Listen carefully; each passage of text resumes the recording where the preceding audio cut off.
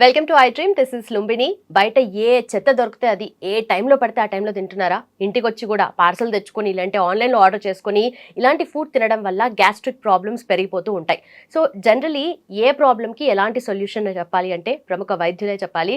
So మనతో పాటు join అవబోతున్నారు ప్రముఖ వైద్యులు, మనందరికీ ఎంతో సుపరిచితం, మెడికల్ కౌన్సిల్ ఆఫ్ ఇండియా మాజీ సభ్యులు డాక్టర్ సిఎల్ వెంకట్రావు గారు మనతో పాటు ఉన్నారు. ఆయనతో మాట్లాడదాం. సార్ నమస్తే. సార్ నమస్తే. సార్, గ్యాస్ట్రిక్ ప్రాబ్లమ్స్ చిన్న పెద్ద తేడా లేకుండా ప్రతి ఒక్కరికి ఏదో ఒక టైంలో వస్తుంది. ఇంకొకసారి మార్నింగే హెవీగా పెయిన్ రావడం, కడుపు నొప్పి రావడం ఇలాంటివి ఎక్కువైపోతూ ఉన్నాయి కదా. సో దీనికి ఏం చేయాలంటారు? ఈ గ్యాస్ట్రిక్ గ్యాస్ ట్రబుల్ అనేది స్వయంకృతాపరాధము. మనం తినే ఆహార పదార్థాల ప్రభావము, మన అలవాట్లకు వస్తే ధూమపానం, బీడీ, సిగరెట్, చుట్టా, గుట్కా, పాన్ పరాగు, నస్యము, జరదాకిల్లి ఇవన్నీ పొగాకు ఉత్పత్తులలో ఉండే నికోటిన్ ప్రభావం వల్ల గ్యాస్ ట్రబుల్ వస్తుంది. ఇక దీంతోపాటు మద్యం, అవి ఏ రకమైనా సరే, అది బీరు, బ్రాందీ, విస్కీ, భారతదేశంనైనా విదేశంనైనా ఏదైనా మద్యం సేవించడం వల్ల ఆ జీర్ణాశయం నుండి సున్నితమైన పొర దెబ్బతిని గ్యాస్ ట్రబుల్ వస్తుంది. కనుక ఈ రోజున ఆహార పదార్థాలు మనం తీసుకునే విధానాన్ని బట్టి కూడా ఉంటుంది. జంక్ ఫుడ్, ఫాస్ట్ ఫుడ్ తింటే గ్యాస్ ట్రబుల్ రాకేమొస్తుంది? పిల్లలకే నేర్పిస్తున్నారు. పిల్లలు చిన్న పిల్లలకి జంక్ ఫుడ్, ఫాస్ట్ ఫుడ్ పెడుతున్నారు. అది దానివల్ల కూడా గ్యాస్ ట్రబుల్ వస్తుంది.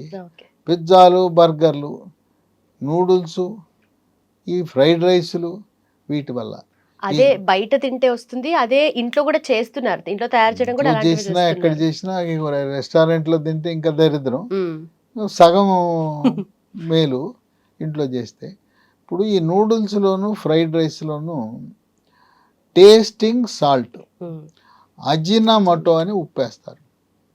దానివల్ల ఈ గ్యాస్ట్రిక్ సమస్యలే కాదు, మగపిల్లలకి వాళ్ళ యొక్క మగతనం కూడా లోపించే అవకాశం ఉంది. బరువు పెరిగిపోతారు, అడ్డంగా పెరిగిపోతారు.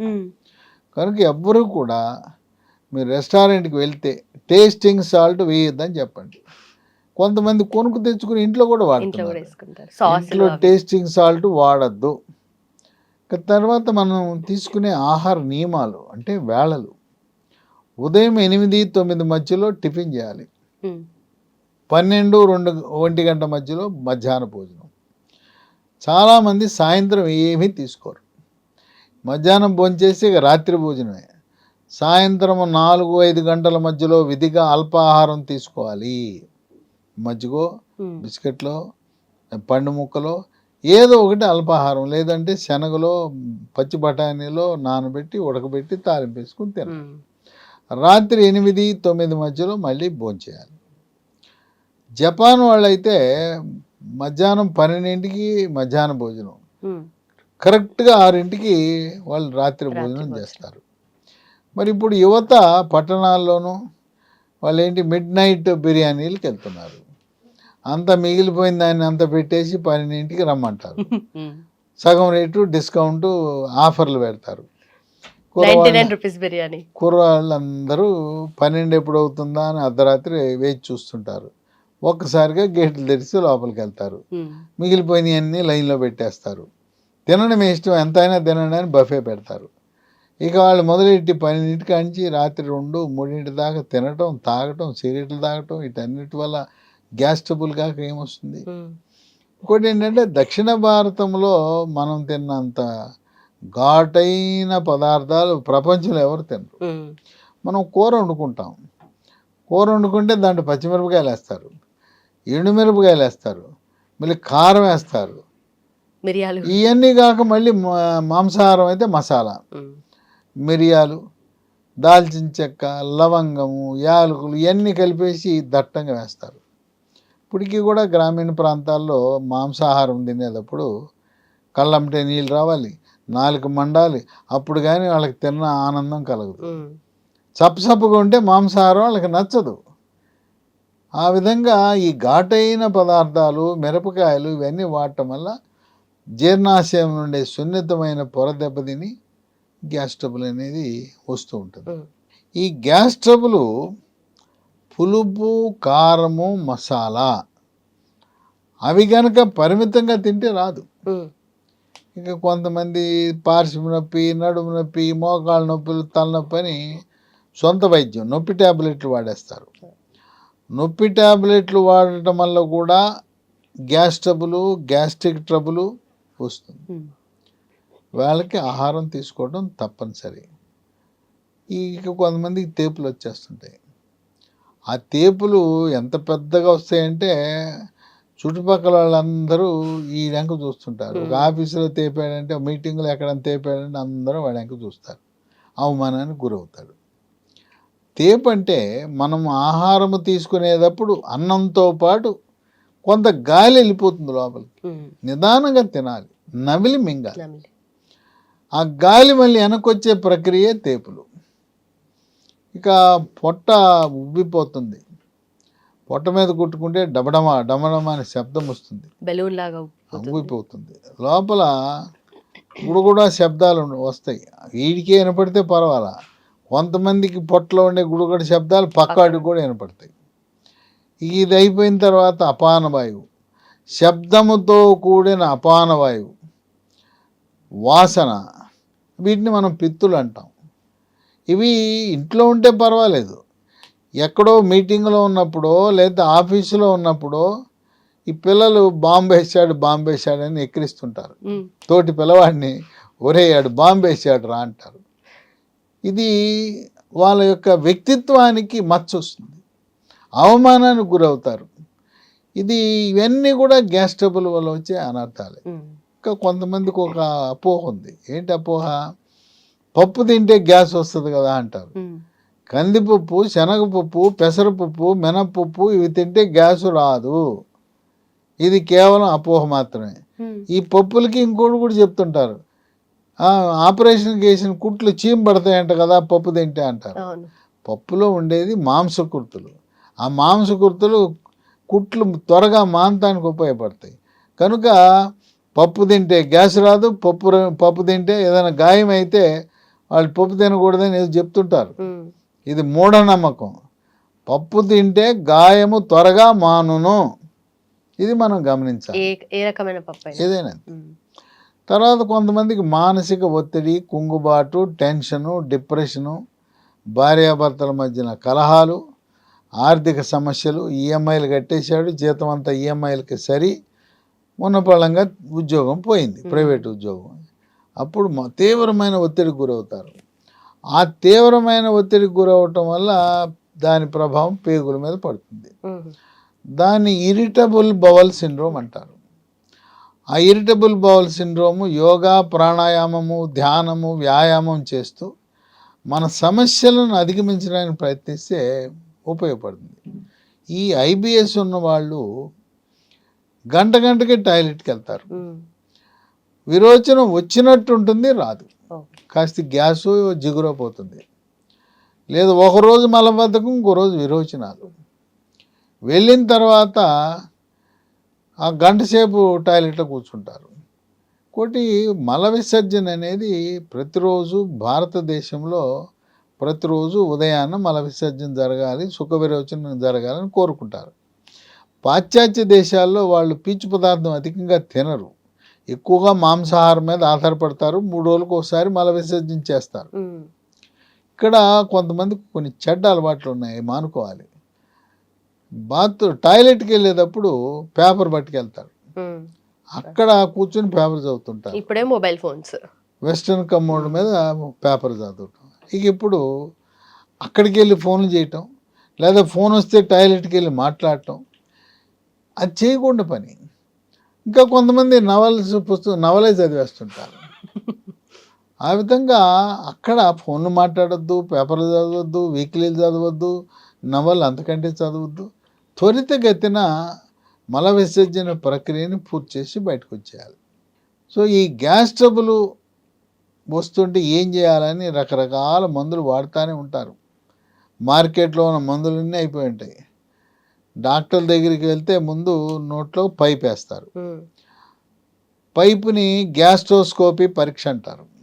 లోపల నీకు పేగు రాపిడి ఉంది, తర్వాత పుండు ఉంది మందులు వాడంటారు.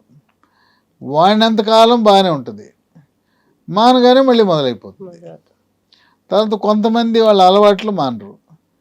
సిగరెట్లు మానకుండాను మందు మద్యం మానకుండా గ్యాస్ ట్రబుల్ తగ్గమంటే ఎట తగ్గుతుంది? తగ్గదు.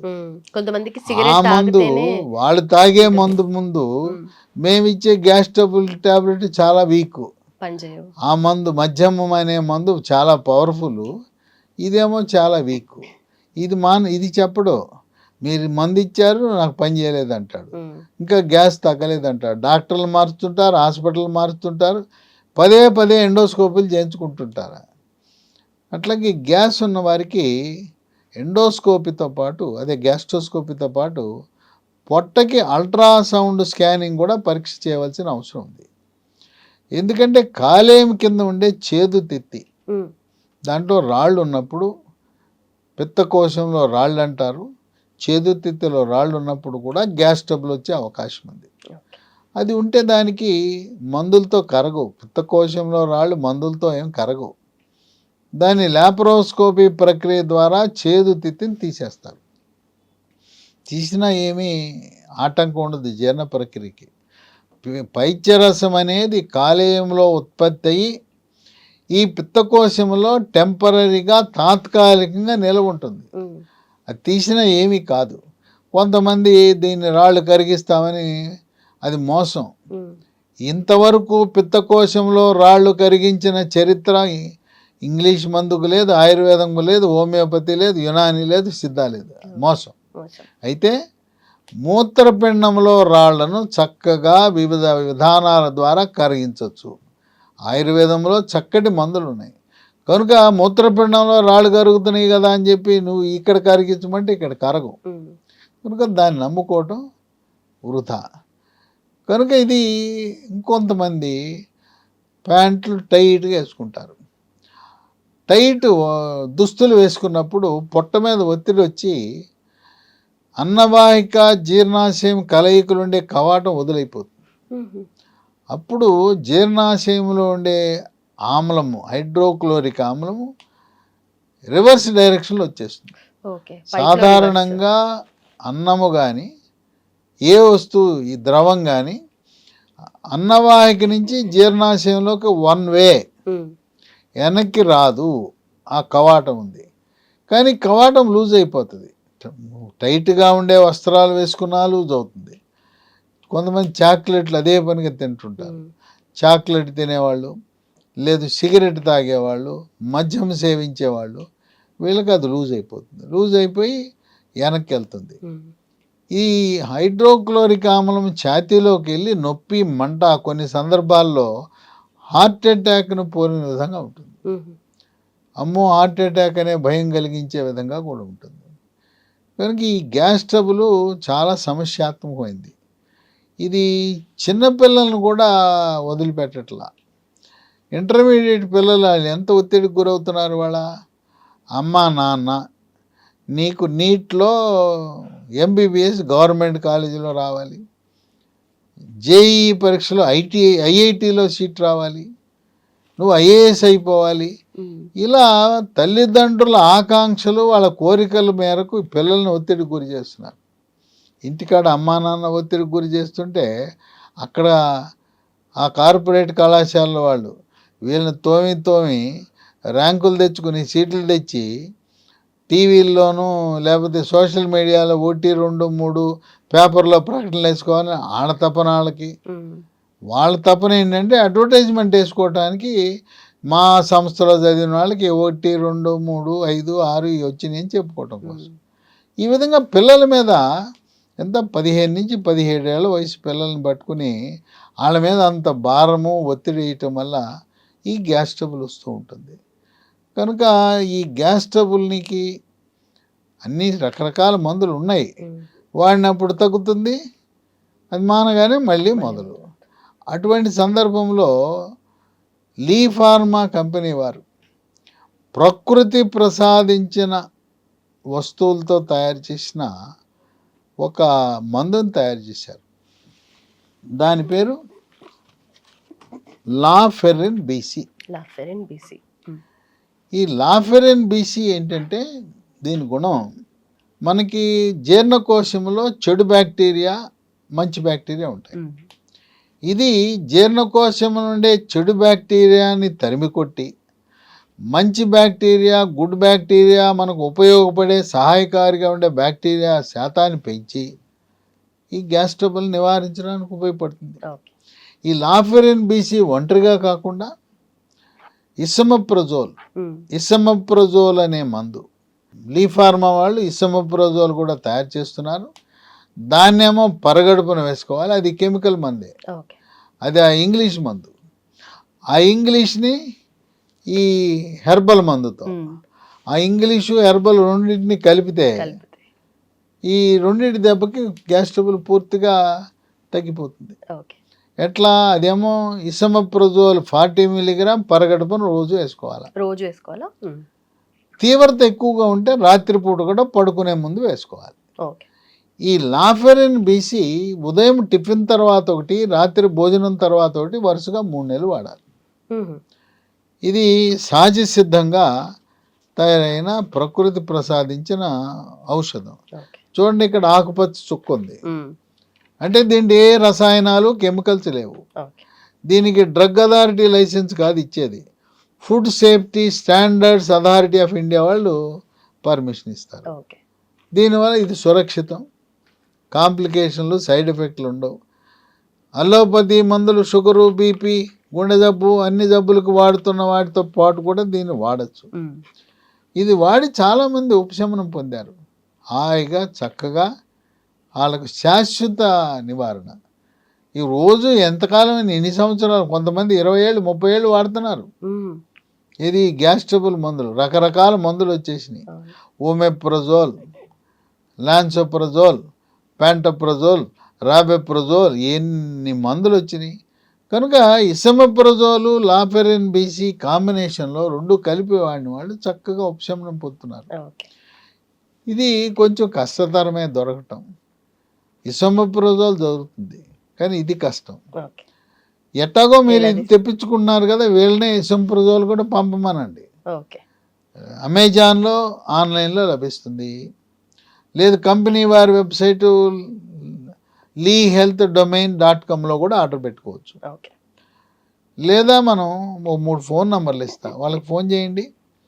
లాఫెరిన్ బీసీతో పాటు వీళ్ళు తయారు చేసే లీ ఫార్మా వాళ్ళు తయారు చేసే ఇసంప్రజోల్ కూడా ఒక 28, నెలకు 28, 3 నెలలకు తెప్పించుకోండి. ఈ నంబర్లు 9100070480, 8977030218, మూడోది 9502897374. ఈ మూడిట్లని, ఈ నంబర్లు, ఈ వెబ్సైట్లు కూడా స్క్రీన్ మీద కనపడుతున్నాయి. డిస్క్రిప్షన్ బాక్స్లో కూడా మనం చూడవచ్చు. Right sir.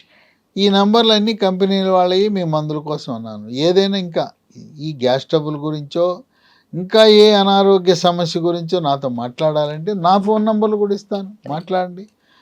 నేను బిజీగా ఉన్నాను అనుకోండి, 2 నంబర్లు నేను ఇవ్వబోయి వాట్సాప్ నంబర్లు, దాంట్లో రాయండి. నా ఫోన్ నంబర్లు 9866308414, రెండో నంబరు 9848055806. ఎంతో కాలంగా గ్యాస్ ట్రబుల్తో, అసిడిటీతో, పుల్లటి తేపులతో బాధపడుతున్న వారికి శాశ్వత పరిష్కారానికి లాఫెరిన్ బీసీ మనకి దేవుడు ప్రసాదించిన వరంగా మనం భావించాలి. Right sir. Done sir, thank you so much. Thanks for information. So చూసారు కదా, ఎలాంటి హెల్త్ ఇష్యూ ఉన్నా సరే, అంటే చిన్న చిన్న డౌట్స్ ఉంటాయి, అవి అడగొచ్చో లేదో డాక్టర్స్ని అని అనుకుంటూ ఉంటాం కదా, అలాంటివి కూడా సార్కి కాల్ చేసి మీరు అడగొచ్చు. ఒకవేళ సార్ అవైలబుల్గా లేకపోతే వాట్సాప్లో చిన్న మెసేజ్ పెట్టేయండి, సార్ మళ్ళీ మీకు రివర్ట్ అవుతారు. అండ్ ఆల్సో డైజెస్టివ్ సిస్టమ్ హెల్తీగా ఉండాలి, మీకు అంత సపోర్టివ్గా ఉండాలి అంటే లాఫెరిన్ బీసీ. Thank you so much for watching. Keep watching I dream.